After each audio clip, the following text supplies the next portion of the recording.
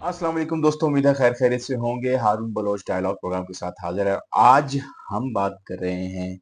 डाल बंदीन के बारे में। मैं काफी दिनों से सोच रहा था, जब से Mahrang Bloch doctor Mahrang Bloch ने राजी मुच्छी की जो कॉल है वो डाल बंदीन में दी है, तो मैं इस हवाले से थोड़ा सा अ, अचंभे का शिकार जरूर था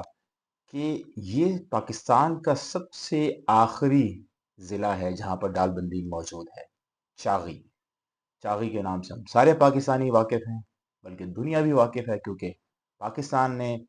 28 मई 1998 को जो एटमी धमाके उनका तजुर्बे किए थे, वो चागी के एक जो चागी का पहाड़ है वहाँ किए थे। और उसके बाद बहुत सारे एक डिबेट भी स्टार्ट हुई कि जो ताबकारी के असरात थे उसकी वजह से बहुत सारे लोग वहाँ पर मुतासिर भी हुए। वो एक अपनी जगह पर डिबेट मौजूद है, डेफिनेटली वहाँ काफ़ी इस तरह के लोग देखे गए हैं जो कि ताबकारी के असरात से बहुत ज़्यादा मुतासिर हुए हैं, और अभी तक आज समझ लें कि तकरीबन ऑलमोस्ट 26 साल हो गए हैं गलबन, या 27 साल हो गए हैं। तो अभी तक वहाँ पर जो बच्चों की पैदाइश होती है, बहुत सारे ऐसे बच्चे पैदा पैदा होते हैं जो माजूर होते हैं। लेकिन वापस आते हैं कि डाल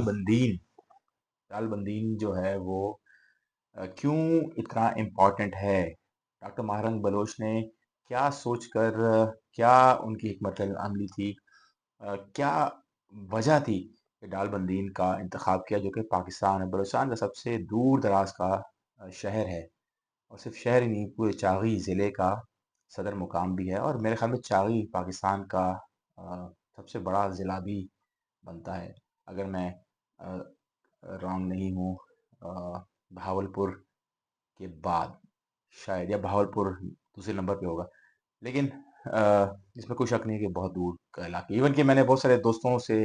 अपने बहुत सारे ऐसे लोग हैं जानने वाले, जिनसे मैंने पूछा कि क्या वो डालबंदीन जा पाएंगे, वहाँ पर ये जो रैली हो रही है, राजमुशी हो रही है, वो अटेंड कर पाएंगे। तो बहुत सारे लोगों ने इनएबिलिटी का भी इजहार किया है कि बहुत सारे लोग इवन के इस्लामाबाद, रावलपिंडी, लाहौर और साउथ पंजाब के ज़िला डीजी खान वगैरह से भी लोग जा रहे हैं वहाँ पर। तो आप लोगों की कमिटमेंट भी देखिए एक तरफ, और दूसरी तरफ बहुत सारे बलूचिस्तान के अंदर से जो लोग हैं वो अपनी मसरूफियात, और फिर ये कि थोड़ी सी जो रुकावटें हैं वहाँ पर। अब ये तो कल पता चलेगा, जो कल टालबंदी में ये रैली होने जा रही है, तो पता चलेगा कि वहाँ के ऑन ग्राउंड सिचुएशन क्या रही है। इंटरनेट के हवाले से हम सुन रहे हैं कि इंटरनेट वहाँ पर इस वक्त बहुत बुरा चल रहा है। हो सकता है कल मुकम्मल तौर पर बंद कर दिया जाए जो पूरा रीजन है, उस रीजन में, ताकि खबर को रोका जा सके, इन्फॉर्मेशन को रोका जा सके। तो दालबंदी बलोची ज़बान के,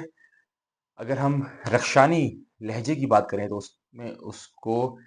डालबंदन के नाम से भी प्रोनाउंस किया जाता है।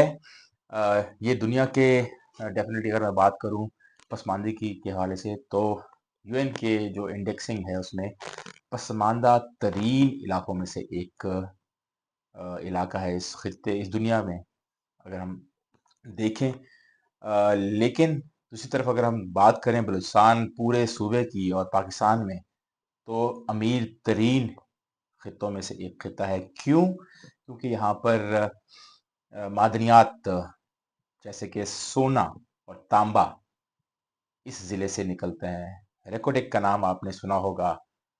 गुज़िश्ता 12-15 साल से तो मैं सुन रहा हूँ कि वो खबरों में इस लिहाज से रहा है कि वहाँ पर जो सोने और तांबे के ज़खायर थे, उसके ऊपर जो स्टडी हुई थी, इम्पैक्ट स्टडी, और ये सारी स्टडी जब हुई थी, तो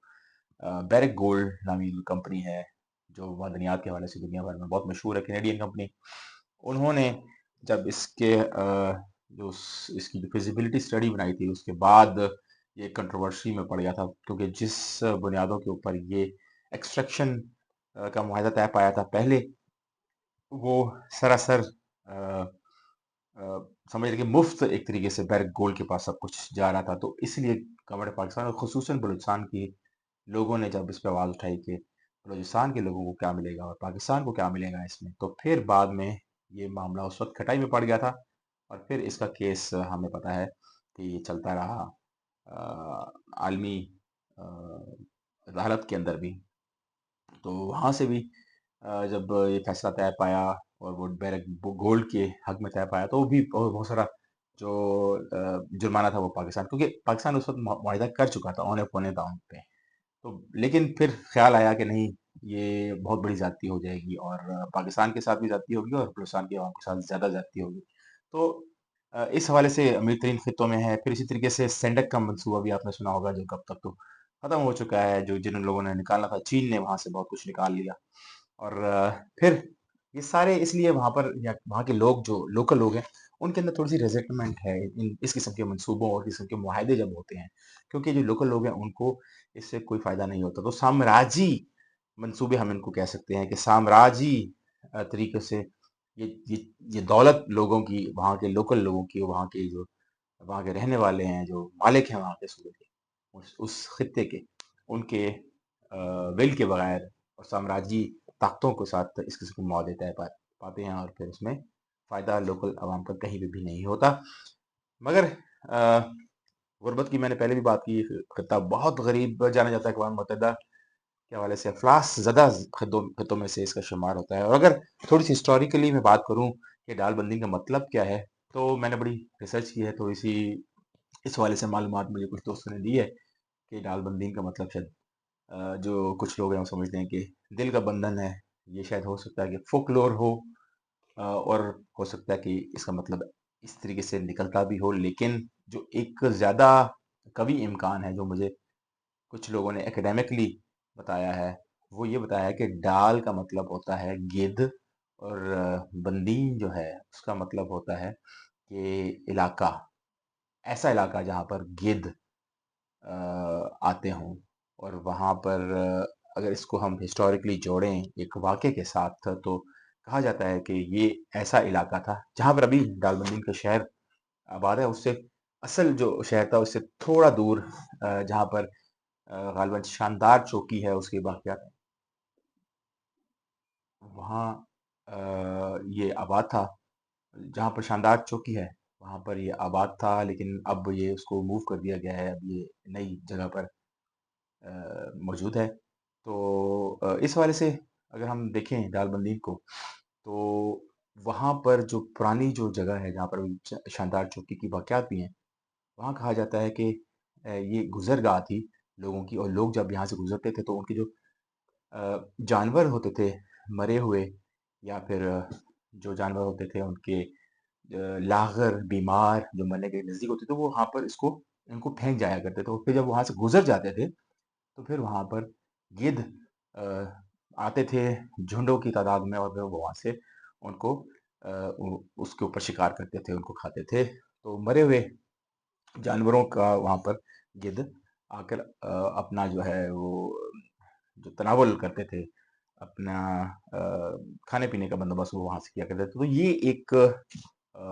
روایت اس طرح کی موجود ہے، اور کبھی امکان ہے کہ یہ ایسے ہی ہے، لیکن اگر ہم اس کی سیاسی اور مزاحمت کے حوالے سے اس علاقے کی بات کریں، تو آپ سب نے ایک نام سنا ہوگا، انگریز راجہ ڈائر کا، جو کہ جب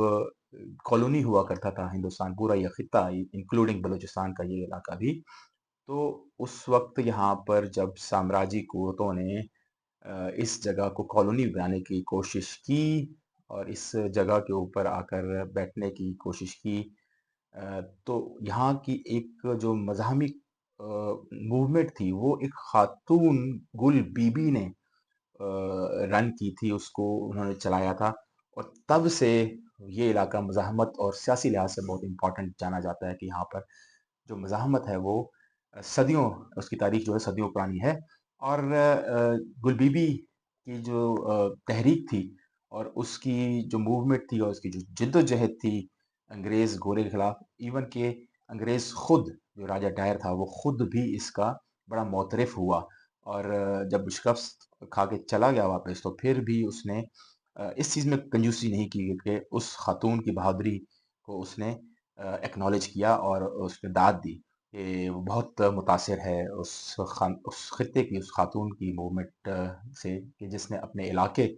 کو،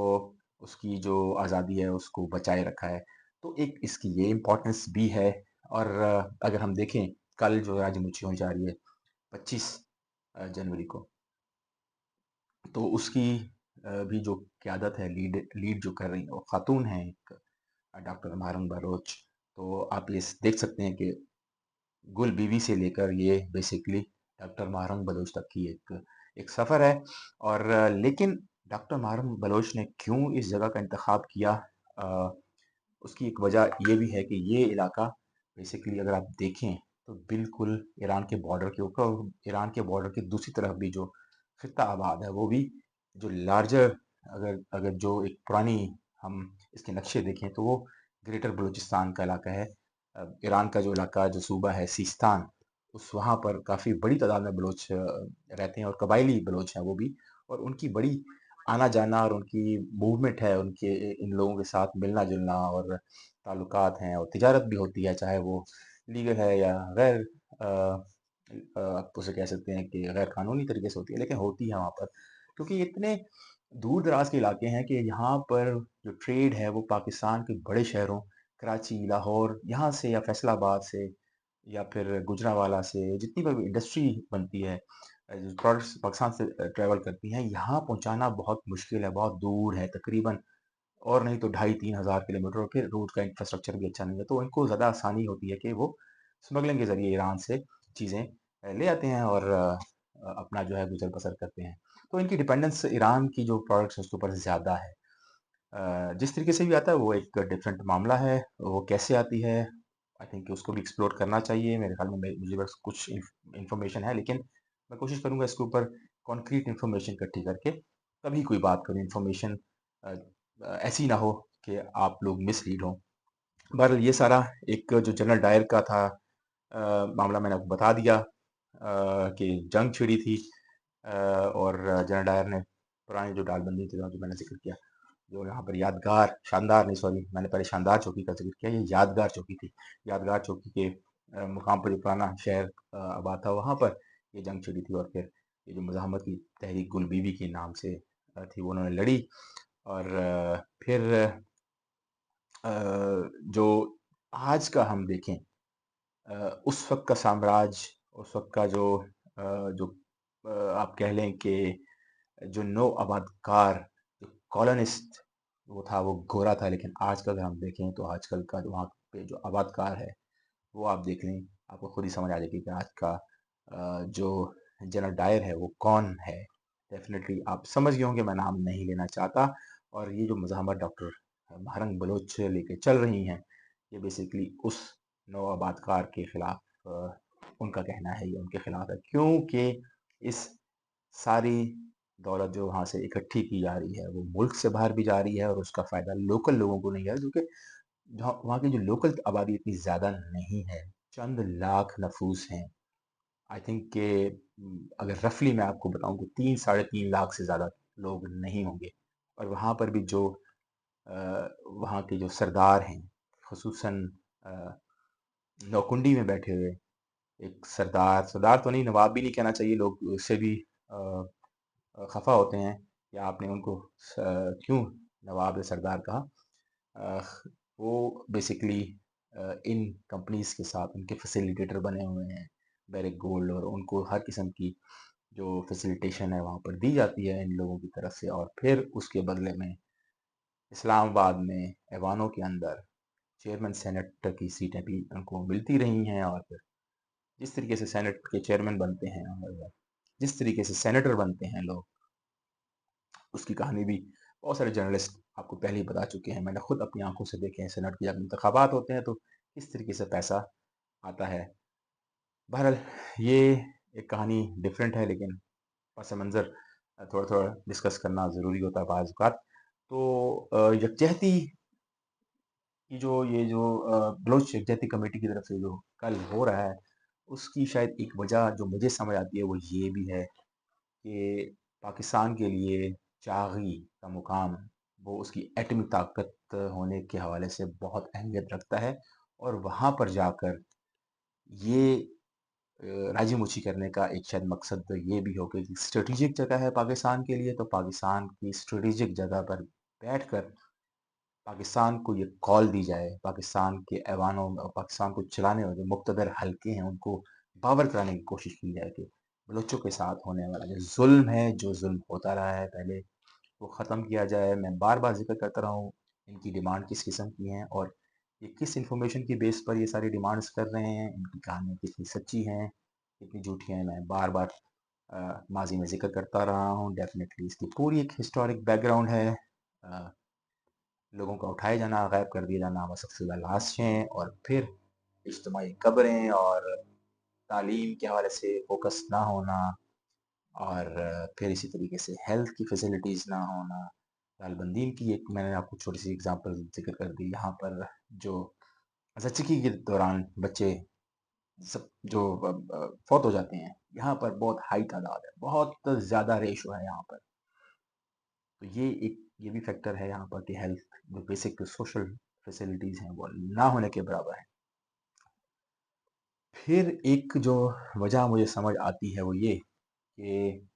ये चूँकि इंटरनेशनल जो ग्लोबल प्लेयर्स हैं, जैसे रैकोटिक का मैंने ज़िक्र किया और सैंडा के मंसूबों का ज़िक्र किया। डेफ़िनेटली जिन मुल्कों से ये कंपनियाँ ताल्लुक़ रखती हैं, वो कोई छोटी-मोटी कंपनियाँ नहीं हैं। उनके ताल्लुकात अपनी गवर्नमेंट और दुनिया के और स्टेक होल्डर्स के साथ डेफ़िनेटली होते हैं। जब इनके नज़दीक बैठ के इस किस्म की रैली की जाएगी और इस किस्म की डिमांड्स रेज़ की जाएँगी, तो डेफ़िनेटली इसका इम्पैक्ट बहुत बड़ा जाएगा। एक मैसेज जो है वो दूर तक जाएगा कि बलोच अपने राइट्स की बात कर रहे हैं, वो खामोश नहीं हैं। इस दफ़ा बलोच नौजवान निकले हैं और मुत्तहिद होके निकले हैं और